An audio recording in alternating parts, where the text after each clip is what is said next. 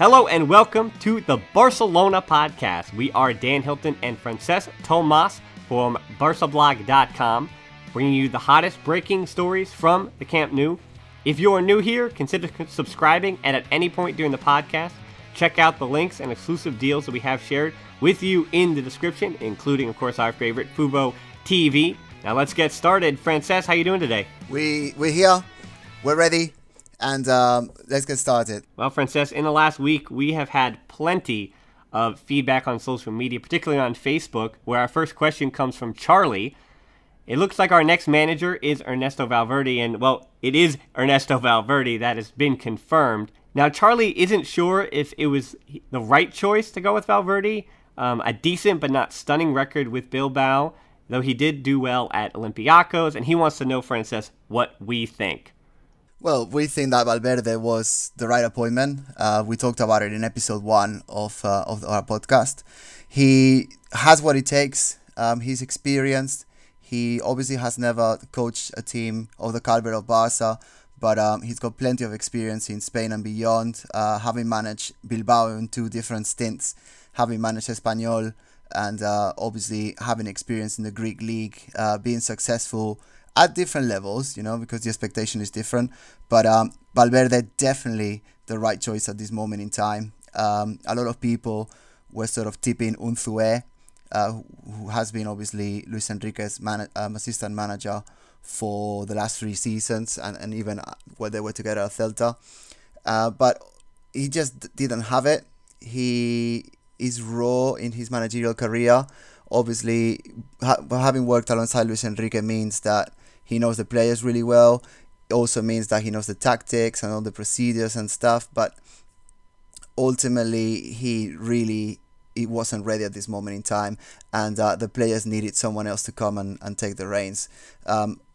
With that in mind, looking at the market and looking how Ernesto Valverde already knows the Camp Nou, because he was here from 1988 to 1990 as a player, I think is the right choice. Yeah, and of course, he actually went to Celta. Yeah, Unzué has signed for Celta, which I strongly believe is the right move for him. It's a club that like playing attacking football. It's a club that he knows really well, and obviously the board knows him well as well. And I think it's a very good choice for him. But maybe in the future he can come to us. But the time belongs to Valverde now at the Camp Nou. Yeah, I think Valverde, my initial gut reaction is that he's one of those guys that was a good player, but has the potential to be a great manager. And we've seen that a bunch, particularly in the Liga. And so Valverde, you look at his career as a player, 1 appearance for Spain, 44 goals, and 170 appearances for Athletic Bilbao. And, that's where, of course, he made the name. Prior to that, you had mentioned he had been with Barcelona. He won a Copa del Rey and UEFA Cup Winners' Cup. And he made 72 appearances for Espanyol as well in 3 seasons prior to Barcelona, scoring 16 goals there. So he had some success as a player, but then you look at as manager, and I do have some numbers for you, Francesc, of course. He started 4 years with the Bilbao system. In the 2003-2004 season, his team finished 5th, and that's how they qualified for the UEFA Cup. Then with 3 years with Espanyol, he also reached the UEFA Cup final, which is now the Europa League, or has been since 2009. And then in 2008, became the manager of Olympiacos in Greece, winning the double, the league and the cup in his debut season. Of course, the Liga fans will also know him from his 1-year piece at Villarreal and Valencia before returning to Athletic Bilbao for the last 5 seasons. Now, of course, some of the moments that Barcelona fans will remember about Valverde aren't necessarily good ones. As in August of 2015, you'll remember he got the Lions their first trophy in 31 years after beating Barcelona for the Supercopa de España, or, the Spanish Super Cup here in the States, 5-1 on aggregate. We all remember that one. And he also has over 320 wins in his managerial career, having won about 51% of the games. Now, here's the note, Francesc, is that for context, Luis Enrique, before coming to Barcelona to become the first team manager, he'd only won 42% of his games, and then he won 76% of his games while with Barcelona, that being Luis Enrique. And on the other side of it, Valverde has won 51% of his games already. So even though it doesn't seem like he's had enough success, I think it's really dependent on the teams that you've managed. Obviously, where with Bilbao, particularly when he got started in 2003, 2004, Bilbao wasn't necessarily back to the levels that they are now, and that their highest levels that we've seen them at throughout their club's history. Yeah, definitely. And to be honest, you need to take all of those stats with a pinch of salt. Guardiola had technically won nothing before he got to us. Obviously, he was coaching our B team, and our B team got promoted a couple of times in 2 years, which is fantastic. But Guardiola had never really managed at the top level before, and we all know how that panned out. So all of those stats I tend to take, as an aside, as something that to sort of look back at, but not as a decisive factor moving forward. Now, personally, I think that Valverde is not going to have an easy job moving forward at Barca, although I think he's got the skills to do so. He needs to take Barca to the top. He has succeeded with Bilbao in the past in European competitions, and as you mentioned, he's done it with Espanyol as well. But at Barca right now, we can't have another year of reaching the quarterfinals in the Champions League. It has to be better.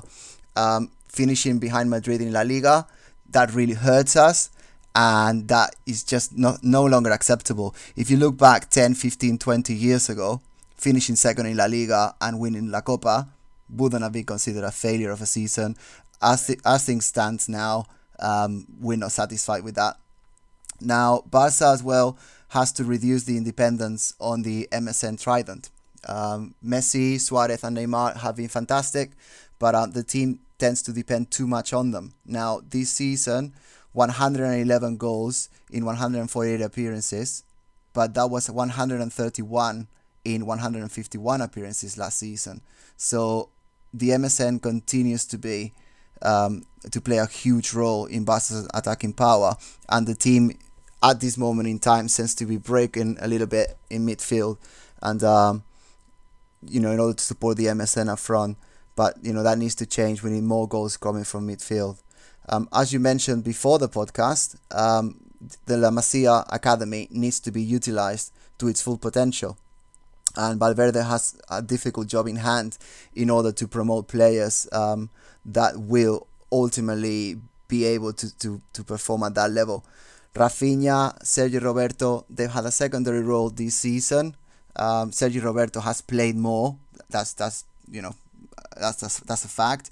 But ultimately, he's played out of his preferred position, and being able to get players promoted from the B team and the rest of the academy that can succeed at first team level is a must. We've got Carlos Aleñá, who is the next in line, but only time will tell if he actually has the level or not. Then another point is to ensure that Messi takes controlled rests. Now, he's famous for wanting to play every single second in every single match, but he's played 52 games this season, 49 the previous season, 57 the season before that. So at 30 years old, Messi needs to begin to understand that he just doesn't need to be playing every game. If you've got a backup, say Alcácer, for example, in the last 5-10 games, he's been better. So if you've got a backup player that can give him rest, then he should just take it. And Valverde is going to find that a challenge, trying to convince Messi and Suarez and Neymar, for that matter, to take a rest, because we do want Messi to finish his career at Barca. He has said he wants to finish his career at Barca as well. But between all of us and definitely himself, he needs to be protected. Yeah, Francis, I think that this summer, though, we have to look to at the lighter workload of international play for the front three, as in Messi, Neymar, and Luis Suarez. They won't be playing as much. There is no Copa America this summer. There is no, of course, there is no World Cup. And so those three might have a little bit of a lighter workload this summer, get a little more time away, and I think that should pay dividends as well next season. No, that really should help. That really should help. Not having Messi engaged in any international games will help the squad. And I think that links really well with the next point I was going to make, which is Iniesta. Now, I've talked about Iniesta at length in our previous 2 episodes. I think he's key to Barca's present. Obviously, he's been key to Barca's past for many years. But at present and future, he has to be. Valverde needs to convince Iniesta to stay. He is the key to pass the baton to Denis Suarez, Rafinha, Samper, if he comes back, and Aleñá, in order to take the Barca team into future success. We've got Busquets. Busquets is obviously a different type of player, though. Iniesta has to be convinced to stay. I think he will. I think he can be convinced because, where else is he going to go? Just this week, he tweeted a picture of Totti, which made me think, yeah, we want Iniesta to be the Totti at Barca. So hopefully that is a point in our favour. Now, the last challenge I wanted to talk about in terms of Valverde taking over at the Camp Nou is the fact that he needs to improve relationships with the media.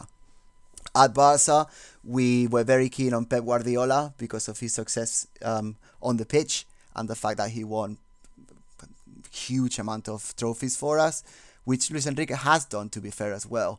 But the relationship with the media with Luis Enrique has been horrendous.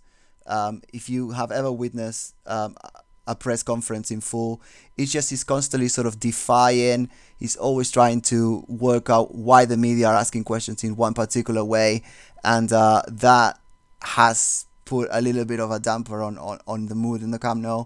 Hopefully Valverde will continue with his sort of calm approach that he has had throughout his managerial career and player career, and improve the relationships with the media. And the final point is Valverde needs to work on improving the defense. We've got Piqué, that has performed at a good level this season. We've got Umtiti, he's been very good too. But with 37 goals conceded in 38 La Liga matches, it doesn't take a genius to understand why we haven't won the league. So that's one of the points that Valverde needs to be working on in the coming season.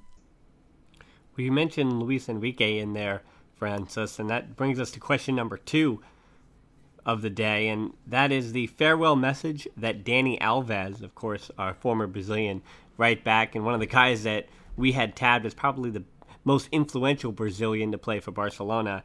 And basically, to sum up what Dani Alves said, he said that it was a pleasure to work with Luis Enrique, and he valued his intensity, both in football and off the pitch as well.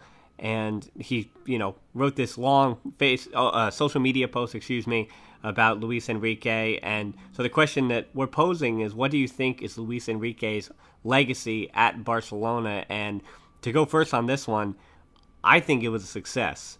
Even though he only got one Champions League in the 2014-15 season, he won 3 straight Copa del Reys, 2 La Ligas, and 1 FIFA Club World Cup, as well as some other Super Cups, 9 trophies in all. He was the Liga Coach of the Year, FIFA World Coach of the Year, and a number of other Manager and Coach of the Year trophies from different organizations. Of course, in the 2015 season, that was the one that Barcelona steamrolled Juventus in the Champions League final. And so looking back, I think Luis Enrique, especially the team that he collected, while, of course, this season might still leave a sour taste in people's mouths, Luis Enrique, throughout the rest of his tenure at least, had really done nothing but win.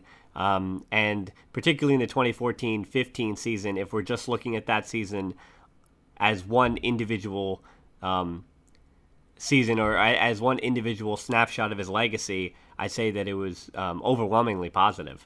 Yeah, I agree. That obviously, as I said before, the media and some of the fans just don't necessarily enjoy his demeanor and the fact that he's quite short and sharp when he's answering questions. But ultimately, what do we want? Do we want someone who's going to be successful, who's going to play attacking football, or we want someone who is going to tell us what we want to hear? And I, for one, 9 trophies in 3 years, the ones you just mentioned, won 137 games, drew 22, lost 21, and that's out of 180 games altogether, with a 76% winning percentage. I don't think any managers around the world right now would be able to get such positive stats. I would even put it as the 3rd most successful manager in Barcelona history, behind Pep Guardiola, who for me is first, and Johan Cruyff. Now, it's interesting that you mentioned about only one Champions League in 3 years. Now, throughout 117 years of Barca history, we've only won the Champions League 5 times. That is not a lot considering the span of time that we're talking about. So if in 3 years he's managed to win the Champions League 1, that in itself is a huge achievement. And I do understand that there's people that don't like him, but it's more a personal thing. It's more a sort of appearance thing than anything. He's been a fantastic manager for the club. Yes, of course, he's got flaws. He's signed some players that haven't performed. Yes, he had a clash with Messi a couple of seasons ago in San Sebastian. But ultimately, Messi has continued to improve under him year on year. 2-3 years ago, especially when he was picking up hamstring injuries and of sorts, we weren't sure whether he was going to reach his full potential or what he used to do before. But I would say Messi in the last couple of seasons, and definitely this year, has continued to improve. And a lot of people say, yeah, but Messi doesn't really need a coach. Messi just needs someone who lets him do what he wants. Well, yes and no. There needs to be a degree of confidence, a degree of trust, but ultimately a degree of guidance as well that Luis Enrique has been bringing to the table. And also he's extended a winning generation, because if you think about it, Puyol, Xavi, you can argue that Abidal, Villa, Pedro even, they're no longer here. And he has managed to, with investment from the board, improve the team year on year. Obviously, players like Xavi or Puyol, they're irreplaceable, but they've continued to make signings. They continue to give playing time to players who have taken that generation and extended it a little bit further and managed to win 9 trophies in 3 years, which I would sign right now. Any paper, any contract you can give me, if Valverde could win 9 trophies in the next 3 years, I would sign right now, and I would put in 4th as the most successful manager behind Pep, Johan, and Luis Enrique. We know that the success of Barcelona and Valverde, of course, is going to be solely dependent on that Argentinian playmaker you kept mentioning in Messi. And that brings us right to our quick-fire questions today. As Rob asks, will Messi end his career at Barcelona? And then he has a follow-up, and he says, would you take Pep back? Right. Will Messi finish his career at Barca? Yes. I think he will stay with us for years to come. Obviously, the British media particularly, and the media around the world really, love making up stories about him joining Chelsea and joining any other team. But he's here to stay. He's not going to go anywhere. And if he ever leaves us, it will be when he's like 38, 39 years old, and he's gone back to Argentina to keep his promise. Would I take Guardiola back? No. I wouldn't take Guardiola back at all, because he doesn't want to come back. And at Barca, if someone doesn't want to be here, we don't want him. And if he wants to go and succeed in Man City and Bayern Munich and whatever else, then good luck to him. We were very grateful for what he did with us. But if he doesn't want to come back, then no, I don't want him. Now, I for Messi, the point, I had my own notes to myself, and what I had written was, of course, I do believe that he will fulfill his promise and end his career in Argentina at Newell's Old Boys. But of course, with not to throw a slight at the defense in the Argentinian first division, but you see a number of Brazilian and Argentinian players see out the remainder of their days playing close to age 40, when they go and they play and finish their careers in South America. So Messi could, conceivably play at a high level, until he's 36, 37, 38 in Barcelona. So to agree with you, I think that Barcelona will be the only European team that Messi ever plays for. And then on the subject of Pep, I would actually say that, again, I'm not in Catalonia, from a spectator's perspective, from afar overseas. I would say that, yes, I would take Pep back, but to agree with you, only with the caveat if Pep has, I guess at this point, done an about-face and has kind of rededicated himself to wanting to be there. Because with the intensity that Pep Guardiola manages with, we've seen that he's had great success at, since then at these major clubs, but in the same way, it seems like what he's always tried to do has best fit Barcelona. And while Bayern Munich, had their own players and he got to use some new tactics there, his Manchester City, at least in year one, he is almost trying to reshape it like Barcelona was, and so obviously him coming back to Spain would tell you that, he has not the pedigree the first time, but I think he would try to remold Barcelona in the way that they did the first time, and that's a way that I would take. I don't think he will come back. He's very clear on the fact that, I'm gonna do a job here and there, and then I'm gonna leave. He did it as a player as well. If you remember, he went to Brescia, and he spent a couple of seasons there. He even went to play in Mexico, and he had a couple of seasons. I think it was one season in Mexico. But he's a man of projects, so he's got a project. He develops it, does his best. Arguably, you can say he's very successful. I think what he's done at Man City this year is also pretty good, but he's just putting the foundation to move forward, and I don't see him coming back. He is involved in our quickfire question number 2. Sheeta asks, what's happening to our youth team is no longer functioning like during the Guardiola era? And to that I would say nothing has happened to the youth academy in terms of the youth squads. I mean, you looked at their records this year, they dominated basically at every youth level, winning trophies everywhere. Even if Barcelona B, which is a shame, doesn't wind up getting through the playoff promotions and gets back to the second division in Spain, they still wound up being first in the league. I know it's in the third division, but for Barcelona B, that's even a success. And then throughout the rest of the youth levels, I think they won close to 12 to 14 trophies at every youth level.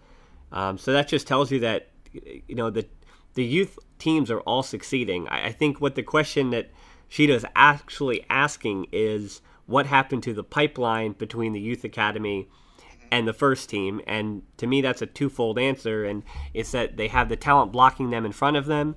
And then, of course, that's going to force players wanting playing time elsewhere.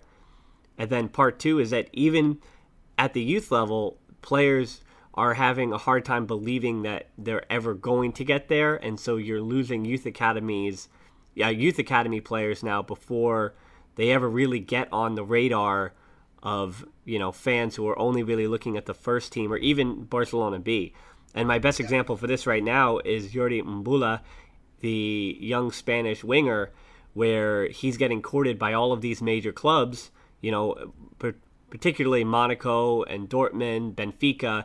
They're all looking at him and trying to pull him away, basically promising him now at the age of 18 that he could get, sporadic first-team appearances as those 3 clubs in particular, of course, hand out a lot of first-team appearances to teenagers.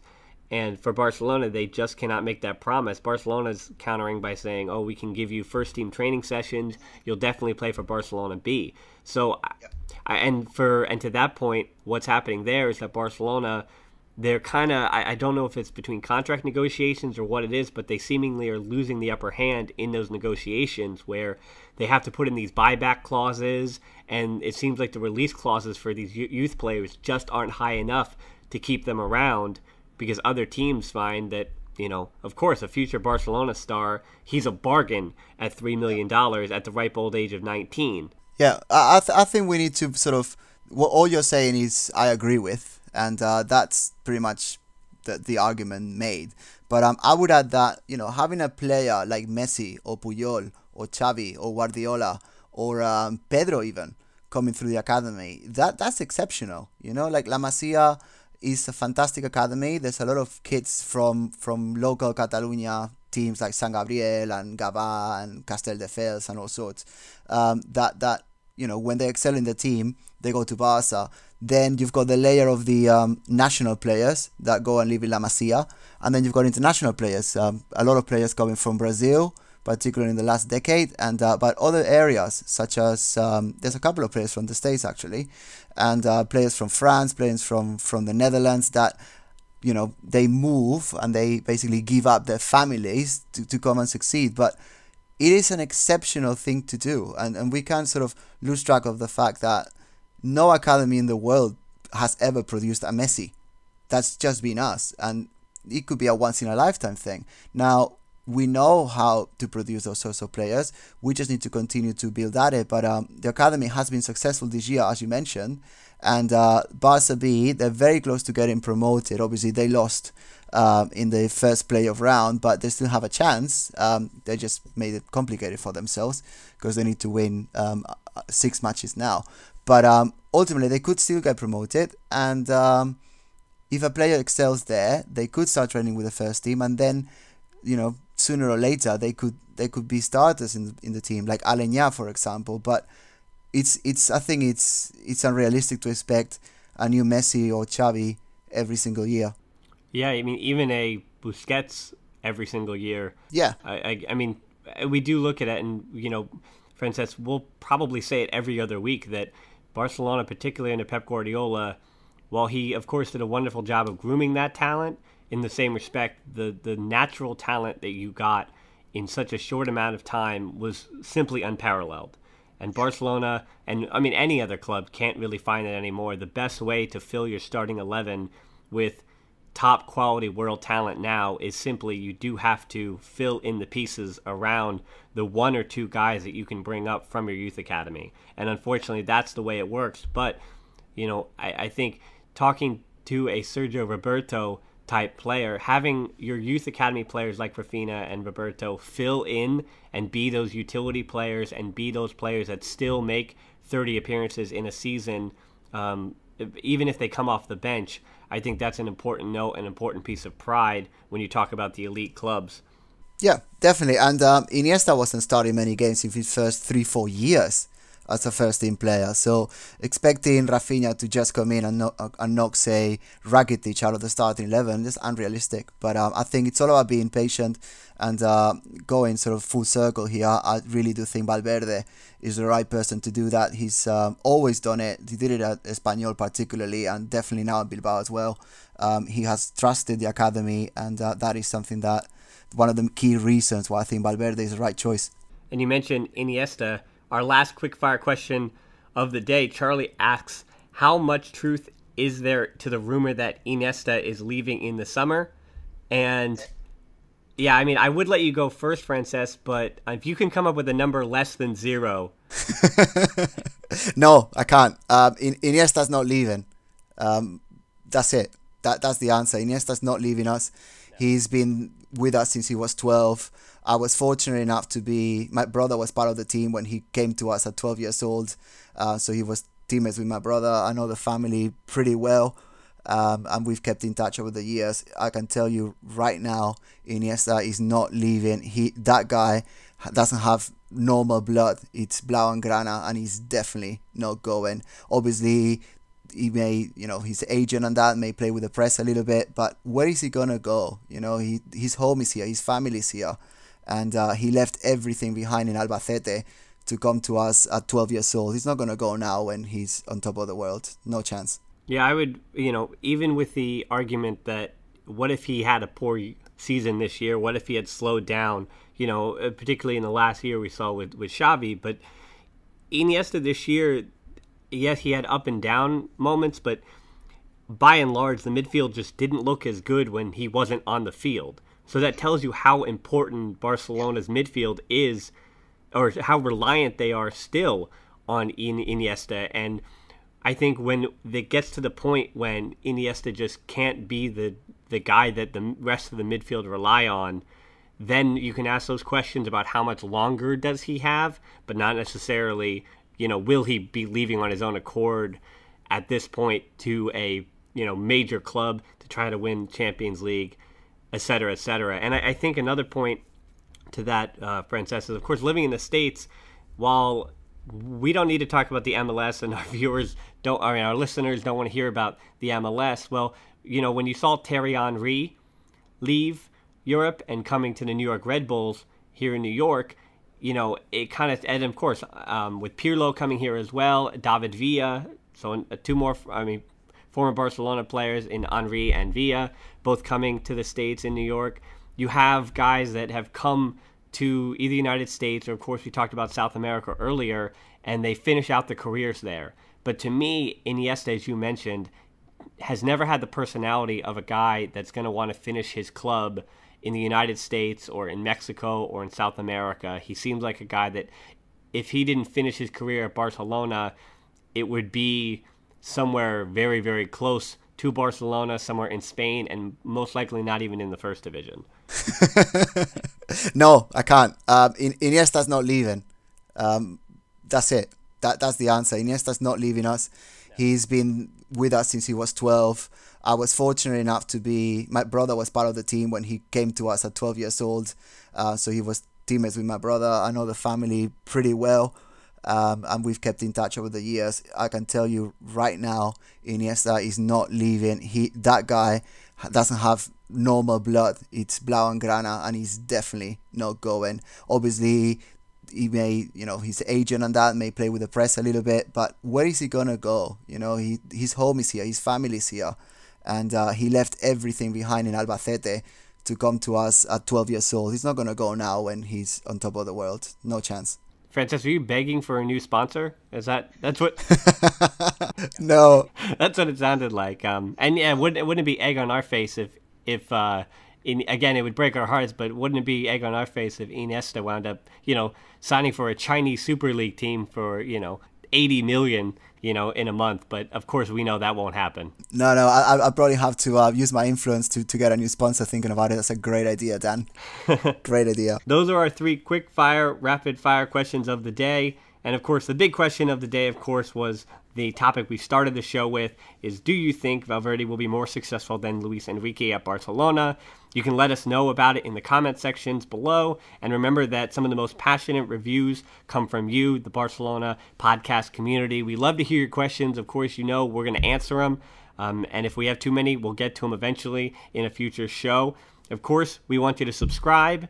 We love it when you give us customer reviews. You can hit the like button on different social media, and you can check out all the links, exclusive deals that we have, including the one with Fubo TV, of course. And you can keep following us at thebarcelonapodcast.com.